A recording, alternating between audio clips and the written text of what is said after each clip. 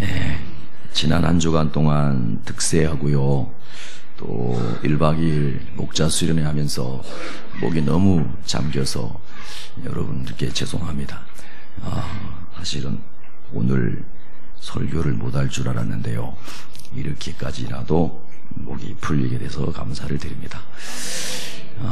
한 번 더 인사하겠습니다. 환영합니다.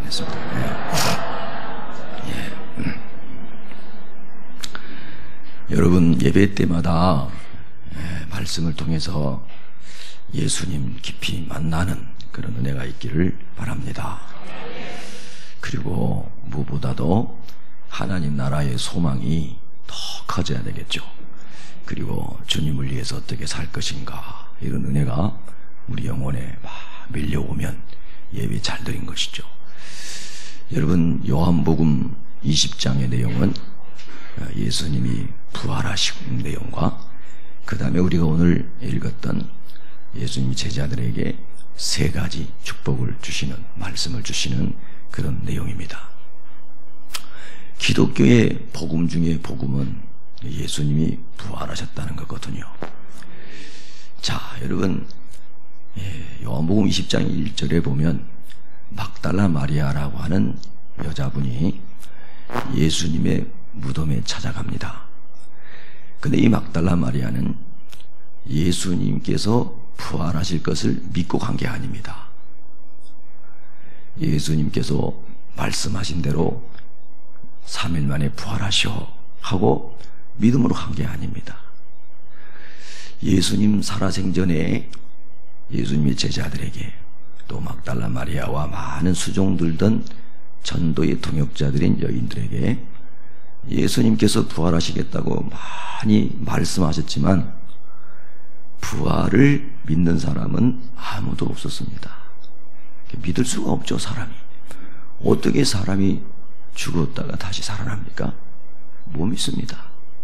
우리 인생은 우리가 생각하고 있는 우리의 경험과 시간, 공간, 지식, 이거를 벗어날 수가 없죠. 그래서 죽은 사람이 다시 살아난다 하는 것은 상상이 안 되는 겁니다.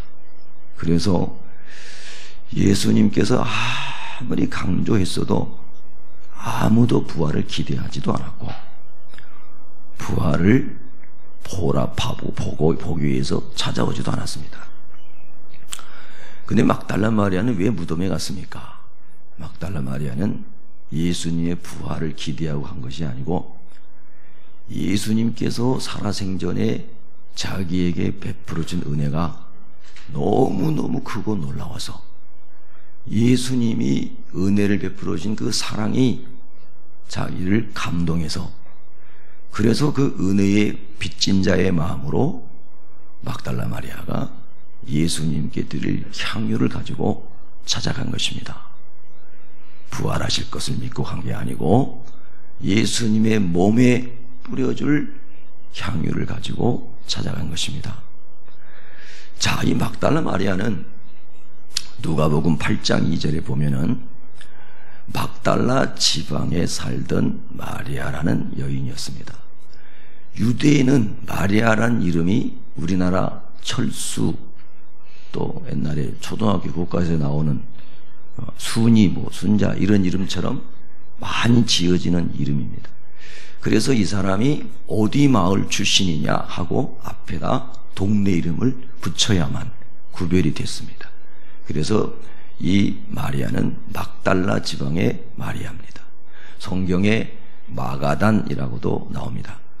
이 막달라라고 하는 지역은 갈릴리 호수의 서북편에 있는 지역입니다. 제가 성지순례 갔을 때 이 막달라 마리아의 집에 가본 적이 있습니다. 아주 작은 동네입니다.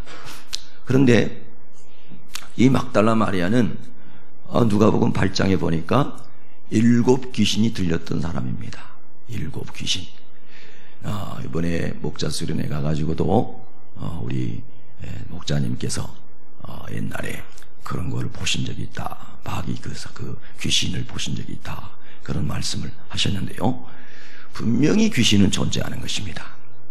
성령께서 계시듯이 마귀도 있습니다. 그래서 그 막달라 마리에게 7 귀신이 들어와서 괴롭히니까 얼마나 힘들었겠습니까? 재작년에 심양에 갔을 때 귀신 들린 여학생을 봤습니다. 그 아이에게는 몇 명의 귀신이 들어가는지 모르겠습니다만은 아주 눈이 무섭고요.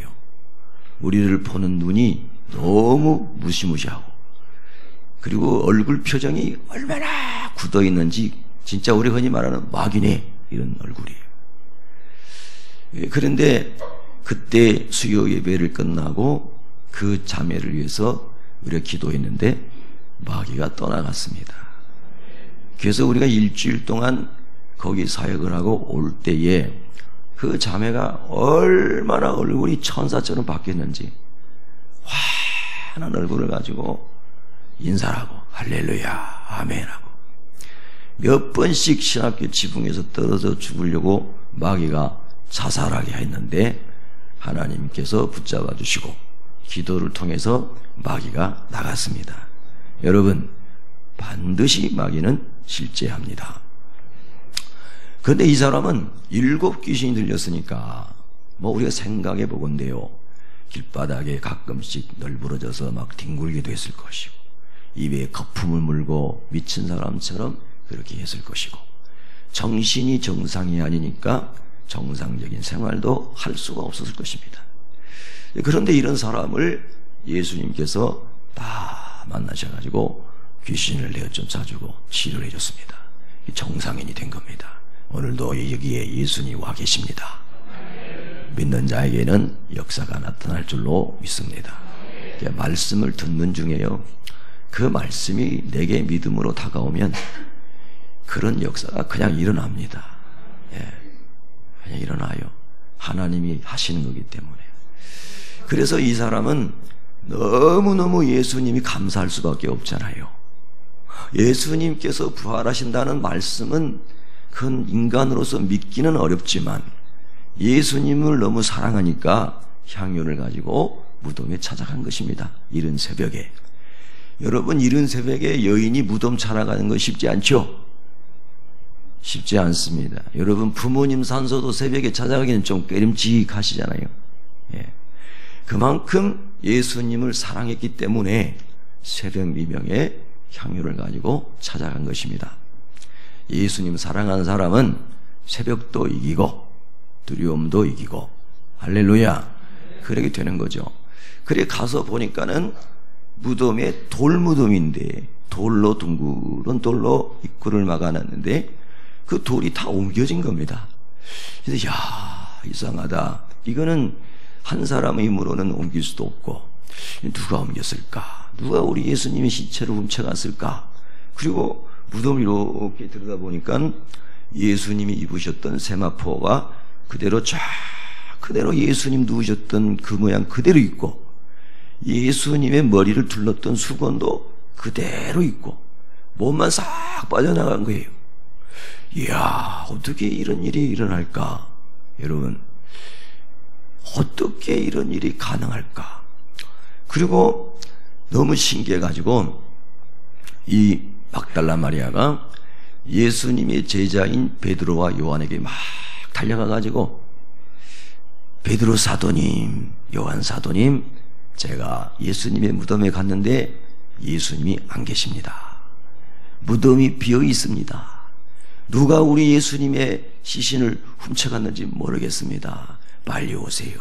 그러니까 두 제자가 열심히 예수님의 무덤으로 달려갑니다. 제가 예수님의 무덤이 있었던 그 지역과 마가 요한의 다락방 이런 데를 성지순례 갔을 때 대략 이렇게 거리를 제가 이렇게 보니까 뭐 충분히 뛰어가면은 얼마 안 되면 뛰어갈 수 있는 그런 거리들입니다. 그래서 막달라 마리아가 예수님의 무덤에서 아마도 마가 요한의 집에 머무르고 있었을 것인 베드로와 요한을 찾아갔겠구나. 가가지고 얘기하니까 두 사람이 예수님 무덤으로 막 뛰어가는데 요한이 달리기를 잘합니다. 여러분 중에도 똑같이 두 분이 잘 다니시는데 다른 방식 좀 더 잘하시는 분 계시죠? 좀 오리걸음으로 걸으신 분도 계시고, 근데 달리기만 잘한다고 다 되는 게 아니더라고요.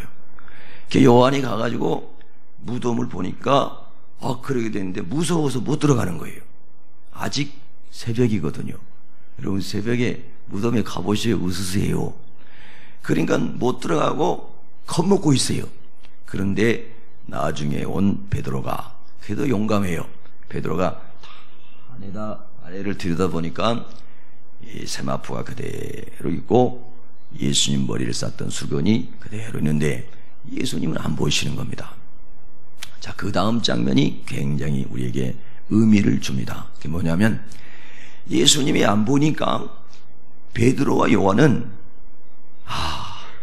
예수님이 무슨 부활을 하셨겠나, 예수님 부활이 안 믿어져요. 그래서 그냥 집으로 가버렸습니다. 베드로하고 요한은 집으로 그냥 갔어요. 그런데 막달라 마리아는 집에 갔어요? 안 갔어요? 안 갔습니다. 왜 안 갔을까요? 예수님이 부활하신 것을 믿어서 안 갔어요? 아니요. 아까도 믿지 않았다고 그랬어요. 그런데 왜 있었을까요? 예수님을 사랑하는 마음이 무덤 곁에 머무르게 한 겁니다. 여러분, 우리가 믿음이 크지 않아도, 믿음이 작아도 예수님이 나를 이렇게 사랑해 주셨어, 내가 부활은 안 믿어져요. 영적인 세계의 어떤 엄청난 믿음의 세계는 아직 몰라요. 그런데 예수님이 나에게 은혜를 베풀어 주시고 귀신이 떠나가게 해주시고 새로운 삶을 열어주신 것만은 확실한 사실이에요. 그러니까 그 예수님을 보고 싶은 거예요. 그래서 예수님을 보지 않으면 떠날 수가 없는 거예요. 여러분, 사랑이 주님 곁에 머물게 하는 것입니다. 사랑하면 여러분 주변의 사람들에게도 여러분이 머무를 수 있습니다. 예, 사랑은 놀라운 능력입니다. 그래서 거기 머물고 있는데 천사가 나타나가지고 이제 예수님의 부활에 대하여 말씀을 하십니다. 여인이 믿었어요? 안 믿었어요? 안 믿었습니다. 옆 사람에게 인사하겠습니다. 안 믿었답니다. 예. 이렇게 부활이 믿기가 어렵다는 뜻입니다. 그러면 예수님에게 그런 엄청난 영적인 은혜를 입은 막달라 마리아도 안 믿어진 부활이 여러분에게 그냥 믿어진다는 거짓말입니다. 그냥 믿어진다, 이거는 모르겠어요. 그거는 사람의 영역이 아닙니다. 그래서 안 믿어졌어요. 막달라 마리아도 안 믿었어요. 여러분, 예수님 부활이 안 믿어지신 분 너무 걱정하지 마세요. 주님이 은혜 주시기를 원합니다. 주님이 은혜 주시면 믿음의 은사가 와서 믿어지는 것입니다. 아멘. 그래서 막달라 마리아가 천사에게 소식을 듣고 있는데 예수님께서 뒤에 서 계시는 겁니다. 그래서 마리아가 생전에 예수님 그렇게 뵙고 예수님이 자기를 직접 치료해 줬고 예수님 따라다녔어요. 누가복음 8장 3절에 보면 그 막달라 마리아와 다른 마른 마리아와 여인들이 수잔나와 이런 사람들이 예수님의 사역을 위해서 자기가 예수님 쓸 것을 다 공급했다 그랬어요. 그러니까 예수님 전도 여행에 계속 같이 다녔다는 뜻입니다. 그러면 예수님의 얼굴을 알겠어요? 모르겠어요? 아무리 좀 새벽이라도 알겠어요? 모르겠어요? 모르는 사람은 사랑을 안 해봐서 그래요. 사랑하는 사람은 어둠 속에서도 애인을 알아봐요. 별로 안 해보신 것 같아요. 그래서 예수님이 서 계신 것을 보았는데 동산지기인 줄 알고 우리 예수님을 누가 데려갔는지 훔쳐갔는지 모르겠습니다. 그렇게 얘기하는 겁니다. 여러분, 오늘도 예수님은 말씀을 통해서 성령을 통해서 여기 계시는 겁니다. 성경의 마태복음 18장 20절 말씀처럼 두세 사람이 예수 이름으로 모인 곳에는 나도 그들 중에 있느니라. 할렐루야. 그런데 예수님이 여기 와 계시는데 그 예수님이 느껴지는 사람이 있고 예수님이 내 마음을 터치해 주시는구나, 나를 받아주시는구나, 이렇게 영으로 믿어지고 깨달아지고 체험되는 사람도 있고, 전혀 안 깨달아지는 사람도 있다는 겁니다. 그래서 마리아가 동산직인 줄 알고 얘기합니다. 막 슬퍼하죠. 눈물 흘립니다. 그래서 예수님께서 마리아에게 이렇게 말합니다. 여러분 16절을 한번 읽어보겠습니다. 16절, 요한복음 20장 16절 시작. 예수께서 마리아야 하시거늘 마리아가 돌이켜 히브리 말로 라보니 하니 이는 선생님이라는 말이라. 아멘. 자, 마리아가 동산지구인 줄로 착각하고 예수님을 못 알아볼 때에 우리 예수님께서 마리아야 하고 불러주셨습니다. 여러분 요한복음 10장에 보면 목자는 양의 이름을 알고 그 양을 불러내고 양은 목자의 음성을 아느니라. 할렐루야. 마리아가 예수님과 함께 계속해서 동역자로 살면서 예수님의 목소리 많이 들었습니다. 예수님께서 마리아야 라고 말씀하실 때 마리아는 바로 우리 주님이시구나 하고 탁 알게 되었습니다.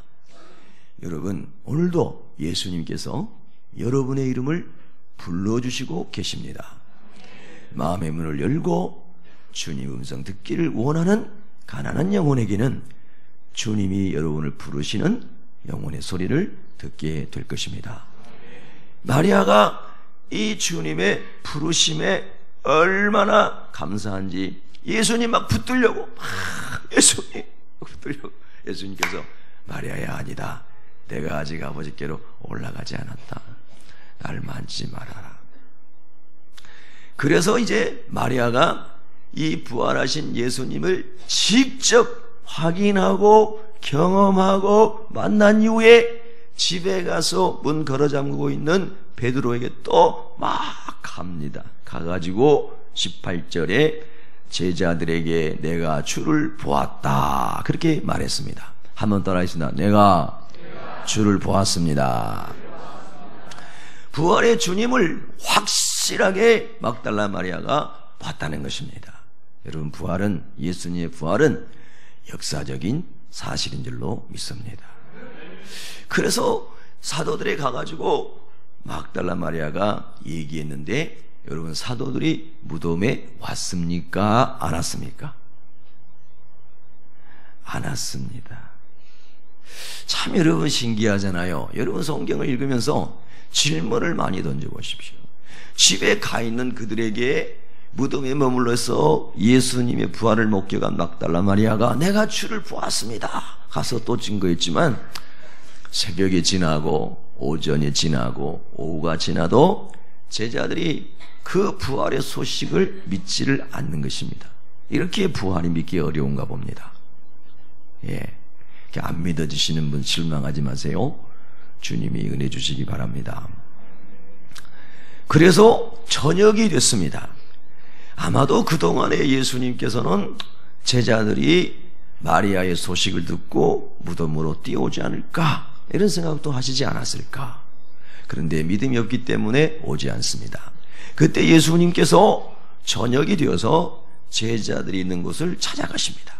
자, 그런데 제자들은 무슨 생각만 하고 있습니까? 마리아가 예수님 부활하신 거 봤습니다 이렇게 얘기했는데도 불구하고 문을 걸어 잠그고 거기서 두려움 가운데 있는 것입니다. 예수님께서 돌아가시기 전에 요한복음 14장 16장 계속해서 예수님께서 요한복음에서 말씀하시기를 내가 너에게 평안을 끼치노니 내가 너에게 평안을 주노라. 계속해서 평안을 준다. 예수님 안에 평안이 있다 말씀하셨지만 제자들은 부활하신 주님을 아직 경험하지 못했기 때문에 그 평안이 내 평안이 안 된 것입니다. 그래서 두려워하고 있습니다. 그리고 문을 잠그고 있습니다. 근데 예수님께서 잠겨진 문 사이로 그냥 들어오십니다. 이게 부활의 몸입니다. 여러분 성경이 그대로 믿어지시기를 축복합니다. 사실 우리 인간이 아무리 과학이 발달했어도요, 풀지 못한 것이 훨씬 많습니다. 인간의 과학으로 풀지 못한 게 훨씬 더 많습니다, 여러분. 그러니까 과학은 우리 삶에 중요한 것이지만 과학은 여전히 하나님이 보실 때는 초등학문입니다. 그래서 우리가 하나님의 말씀을 겸손한 자세로 받아야만 그 은혜가 임하게 되어 있습니다. 그게 성경이 시종일관 강조하는 것입니다. 자, 찾아오셨습니다. 예수님이 문이 잠겨져 있는데 들어오셨습니다. 시간과 공간을 초월하셔서 오시는 하나님이시란 뜻입니다. 우리 잘 많이 생각하잖아요. 우리가 사용하고 있는 이 시간은 우리 태양계 안에 우리 지구가 자전하고 공전하면서 생기는 시간이죠. 24시간, 1년. 그래서 하나님이 창조하신 수많은 헤아릴 수 없는 은하계 속에 우리 은하계 안에 3천억 개 정도 되는 이 별들이 있는 우리 은하계 안에 있는 또 우리 태양계 안에 우리 지구라는 게 점 하나로 있습니다. 그래서 하나님께서 이 우리 태양계를 중심으로 우리가 그 시간의 제한 속에 살게 하신 것입니다. 그러나 출애굽기 3장 14절에 보면 하나님은 영원히 스스로 존재하시는 분이십니다. 그래서 하나님은 시간을 초월하고 공간을 초월한다는 뜻입니다. 왜? 그 시간은 우리에게만 제한된 것입니다. 그래서 여러분, 베드로 사도는 주께는 하루가 천년 같고 천년이 하루 같은 이 사실을 잊지 말라. 아멘. 근데 우리 인간은 자꾸 우리 인간이 생각하는 시간과 공간에 묶여 있어서 이 외에 어떤 것을 얘기하면 비과학적이다, 비상식적이다 그러면서 안 믿으려고 하는 불신앙이 저 깊이 있는 것이죠. 그러거나 말거나, 사람들이 불신하거나 말거나, 제자들이 믿거나 말거나, 예수님은 부활의 몸으로 제자들 가운데 오신 것입니다. 제자들이 예수님께 와야 되는데 믿음이 없어서 못 오니까 예수님이 찾아가신 겁니다. 그것이 사랑의 주님이십니다. 우리가 믿음이 없어서 낭망하고 넘어져 있고 땅바닥을 치고 어찌할 줄을 모르는데도, 예수님께 가지 못하는데도 예수님은 우리를 사랑하시기 때문에 우리를 찾아오시는 분이십니다. 믿으시면 아멘. 그래서 예수님께서는요, 저 하늘 끝에 있어봐라, 저 바다 깊은 곳 가운데 있어봐라, 내가 너희가 어디에 있든지 다 찾아내가지고 돌아오게 하리라. 할렐루야. 여러분은 하나님의 눈동자 앞에 있는 귀한 존재임을 기억하시기를 바랍니다. 그래서 예수님께서 그 부활의 몸을 입고 오셨는데 우리도 그 예수님의 부활의 몸처럼 그대로 똑같은 부활의 몸을 입게 될 줄로 믿습니다. 이게 고린도전서 15장 20절 말씀이에요. 예수님이 부활의 첫 열매가 되셨고 우리도 똑같이 예수님처럼 그런 부활의 몸을 입는다는 것입니다. 믿으십니까? 그래서 예수님이 부활하셔서 제자들에게 오셔서 첫 번째 주신 말씀이 여러분 오늘 우리가 읽은 19절입니다. 19절을 함께 읽습니다. 시작.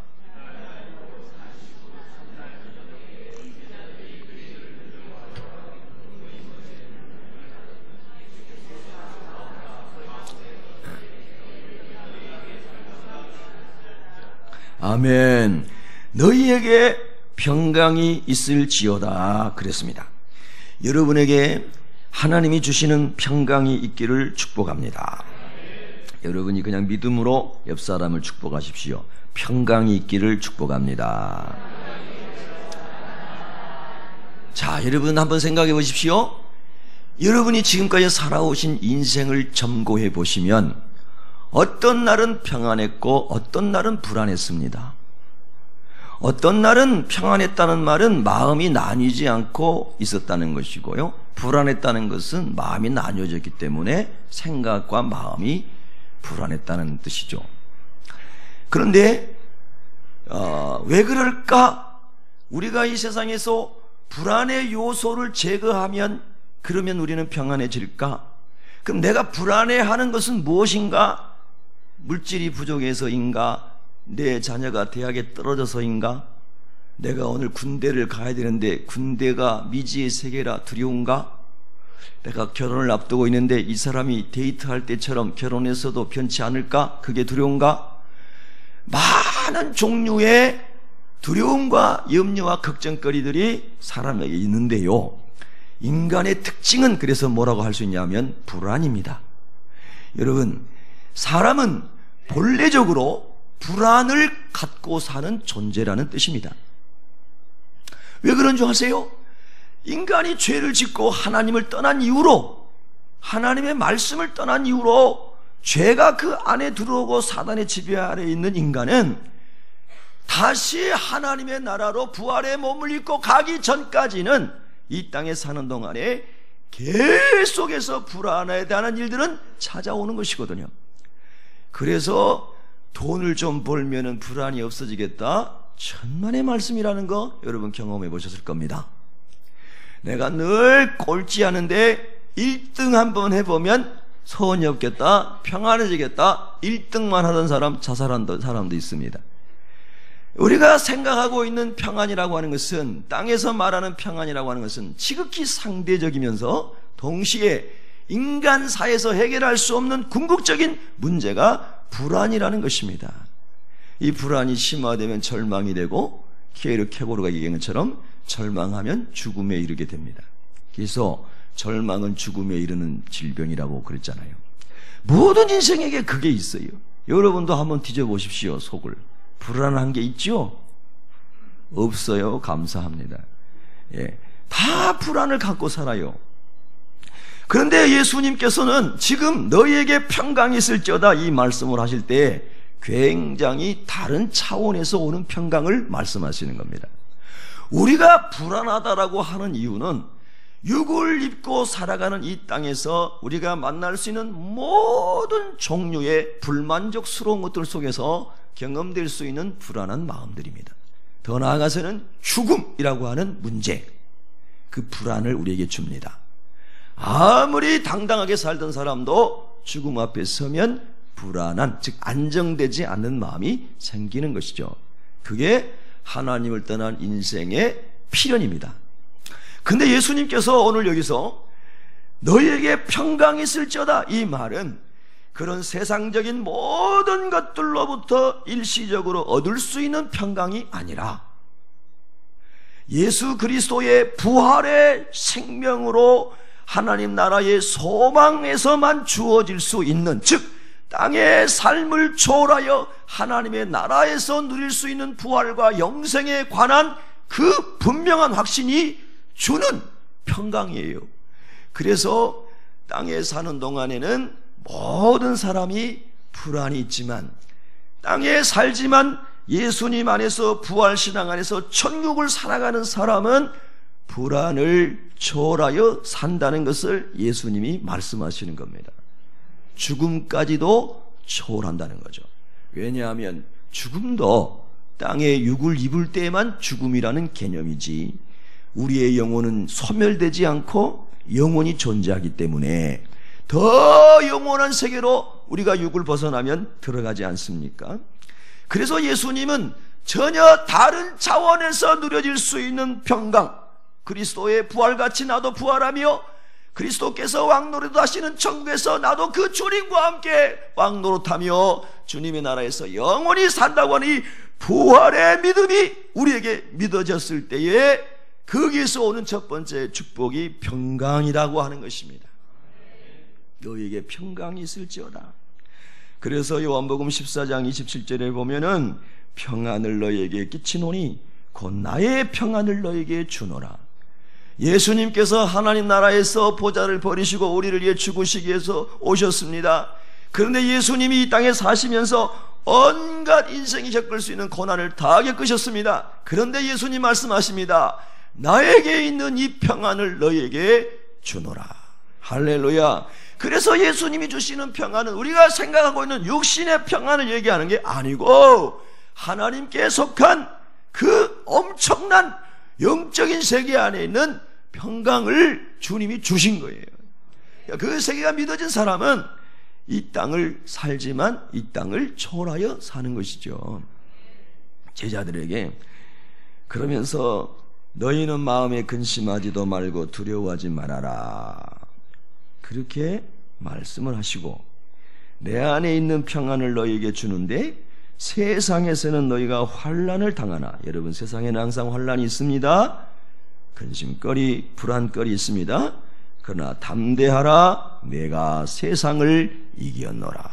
이 말은 뭐냐면 예수님도 동일하게 우리같이 육을 입고 오셔서 환난을 많이 당하셨지만 예수님 안에 있는, 하나님 안에 있는 평강은 예수님이 깨지지 않으셨고 세상을 넉넉하게 이기고 부활하시고 사명을 완수하시고 예수님이 승리하셨는데 바로 그 예수님 안에 있는 평안을 우리에게 부활하심으로 주셨다는 거예요.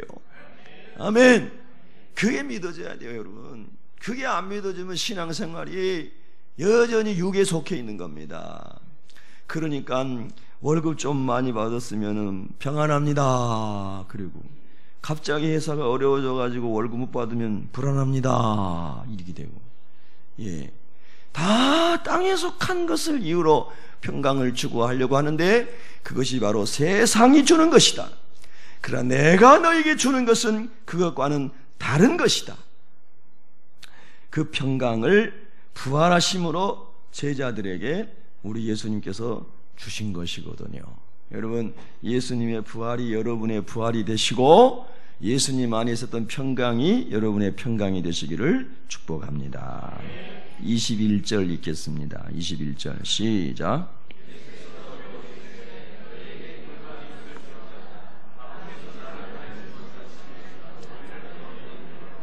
아멘.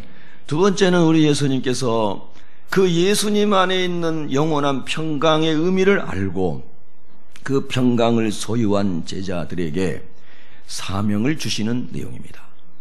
여러분, 이제 우리의 여러 인생이, 여러분의 삶이 얼마나 남으셨는지는 여러분도 모르시고 여러분을 치료하시는 주치의도 모르실 것이고 여러분의 생명을 잡고 계시는 하나님만 아시는 줄로 믿습니다.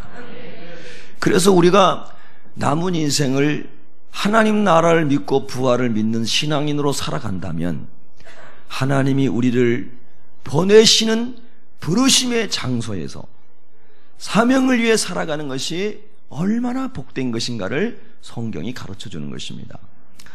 그래서 예수님이 자꾸 말씀하셨습니다. 예수님이 주신 사명이 아닌 것으로 살아가는 삶은 땅에서 성공한 것 같고 영웅호걸이 된 것 같지만은 다 모래 위에 지은 집과 같다. 그래서 예수님 오시는, 재림하시는 그날에 다 무너져 버리는 것이다. 믿으십니까? 근데 예수 그리스도의 복음 위에, 그 사명 위에 인생을 달려간 사람들은 나의 달려갈 길을 다가고 선한 싸움을 싸우고 믿음을 지켰으니 이는 주님을 위해 살아온 그 사람들을 위해서 하나님이 예비하신 영광스러운 멸류관, 주님께서 예비하신 상급 준비되어 있는 줄로 믿습니다. 예수님께서 제자들에게 이제 내가 너희를 보낸다. 아버지께서 나를 이 세상에 보내서 마가복음 1장 38절 말씀처럼 하나님 나라가 있음을, 예수를 통해서만 하나님 나라가 올음을, 그 도를 전하게 하기 위해서 하나님 나를 보내신 것처럼, 그리고 내가 이 사명을 성령으로 다 감당한 것처럼 너희도 내가 너희도 그와 같이 보낸다 그랬습니다. 우리의 삶은, 예수 만난 사람들의 삶은 사명을 위해서 살아가는 삶인 줄로 믿습니다. 여러분, 건강하십니까? 건강을 주를 위해 쓰시기 바랍니다. 가끔 보면요, 악하고 죄 짓는 사람이 건강한 사람들 있어요. 그렇죠?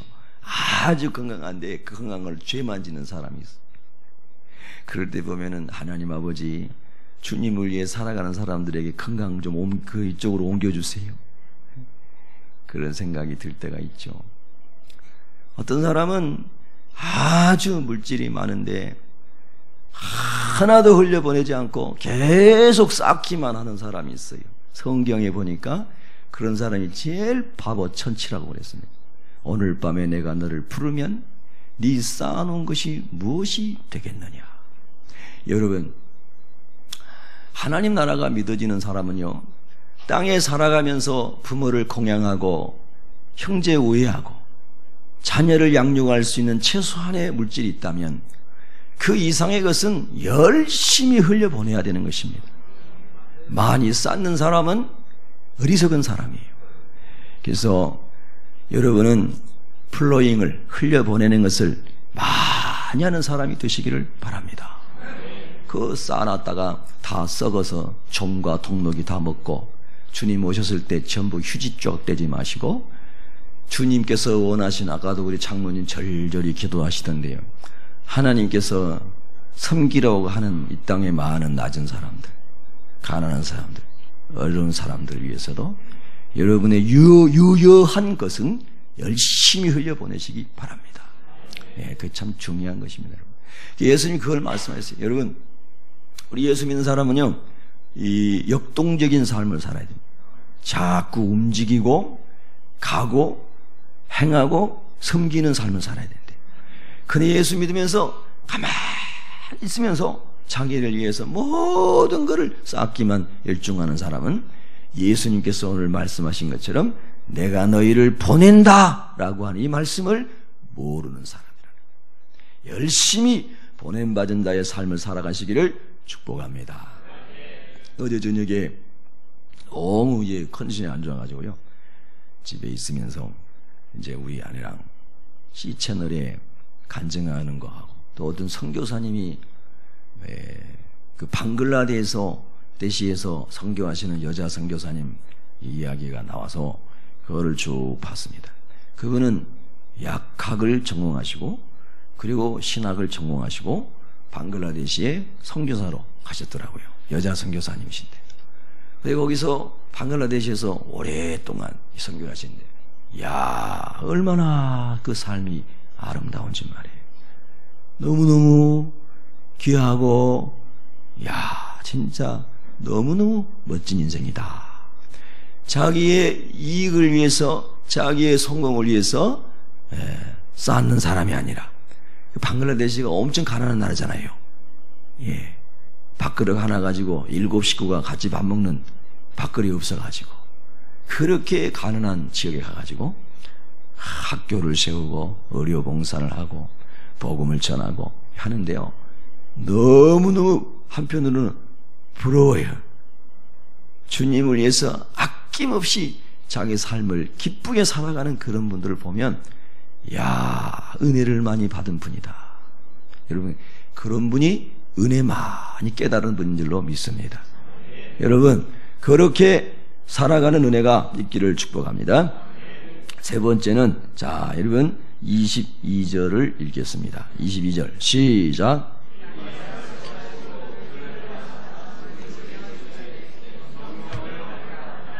아멘. 자, 항상 질문하고 깨달아야 되는 것이 결국은 성령입니다.